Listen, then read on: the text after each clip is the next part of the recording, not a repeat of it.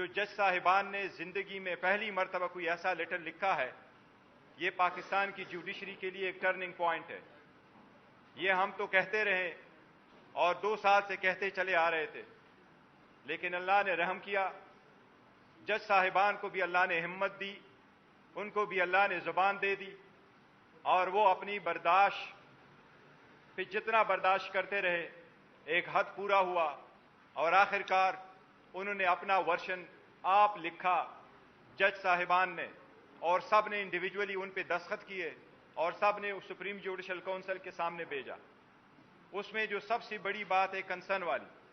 وہ صرف یہ نہیں ہے کہ انہوں نے یہ ذکر کیا ہے کہ اسلام آباد ہائی کورٹ اور سبارڈینیٹ جوڈیشری میں کس قسم کی انٹرفیرنس ہوئی ہے، بلکہ انہوں نے لیٹر میں یہ بھی لکھا ہے کہ وہ انٹرفیرنس آج بھی کنٹینیوڈ ہے۔ اس قسم کی انٹرفیرنس کی ہم شدید مذمت کرتے ہیں۔ جج صاحبان نے اس میں جو تفصیل لکھی ہے وہ آپ لوگوں نے دیکھا ہے، جس طریقے سے انہوں نے ذکر کیا ہے انڈیویجول ہر ایک جج کے ساتھ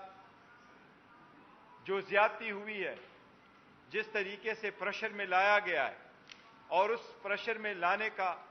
اور ان کو ایک خاص طریقے سے انٹرفیرنس کرنے کا ایک ہی مقصد تھا، اور وہ مقصد وہی ہے جو جج صاحبان نے اپنے لیٹر میں لکھا ہے۔ اور لیٹر میں یہ لکھا ہے کہ یہ انٹرفیرنس ایک قسم کے پولیٹیکلی موٹیویٹڈ کیسز میں ہوا ہے۔ ہم یہ سمجھتے ہیں، آپ ان کی پوری تفصیل دے کے، وہ صرف پولیٹیکلی موٹیویٹڈ کیسز میں پولیٹیکل کنسیکوینس کا لفظ جج صاحبان نے استعمال کیا ہے، وہ صرف پاکستان تحریک انصاف کے تھے۔ چاہے وہ ٹریان کا کیس ہے جس میں انہوں نے ذکر کیا تھا، جو ہم پہلے مرتبہ بھی میڈیا کے سامنے لا چکے تھے، ہم نے ان رائٹنگ کورٹ کے سامنے بھی ان کو رکھا تھا، اس میں توشخانہ کا کیس بھی شامل ہے، جس میں سیشن جج صاحب پہ جس قسم کی پریشر ڈالا گیا ہے، لہذا اس کے جو تناظر ہے، کنٹینٹس ہے، اس لیٹر کے کنٹینٹس میں اگر آپ ڈیپلی جائیں تو کوئی ایک جج نہیں، 2 جج نہیں، 3 جج نہیں، اسلام آباد ہائی کورٹ کے 6 جج صاحبان اس پریشر سے متاثر ہوئے ہیں۔ اس لیے لوور جوڈیشری تھرو آؤٹ متاثر ہوتی رہی ہے اس پریشر سے، اس انٹرفیرنس سے۔ یہی وہ ورشن ہے جو ہم آپ کو بتاتے رہے ہیں کہ 5 دنوں میں 3 کنوکشنیں کروائی گئی تھی، 14 گھنٹے ہیئرنگ ہو چکی تھی۔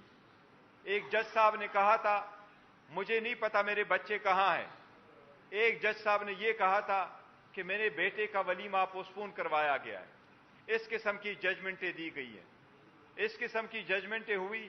جس کے ٹرائل کے دوران کراس ایگزامینیشن کی اجازت نہیں تھی، ایسی کنوکشنیں کروائی گئی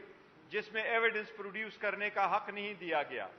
اس طریقے سے جج صاحب نے کیس کنکلوڈ کر لیا تھا کہ ہم گئے آرگومنٹس کے لیے، لیکن آرگومنٹس کے بجائے جج صاحب نے اپنا ڈیسیجن اناؤنس کیا۔ اسی طریقے سے ڈیسیجن دیے گئے کہ ابھی آرڈر اناؤنس نہیں ہوا تھا، سرٹیفائیڈ کاپی نہیں ملی تھی، اور خان صاحب کو اریسٹ کر کے گھر کے دروازے توڑ کر کے ان کو اڈیالہ جیل پہنچانا شروع ہو گیا تھا۔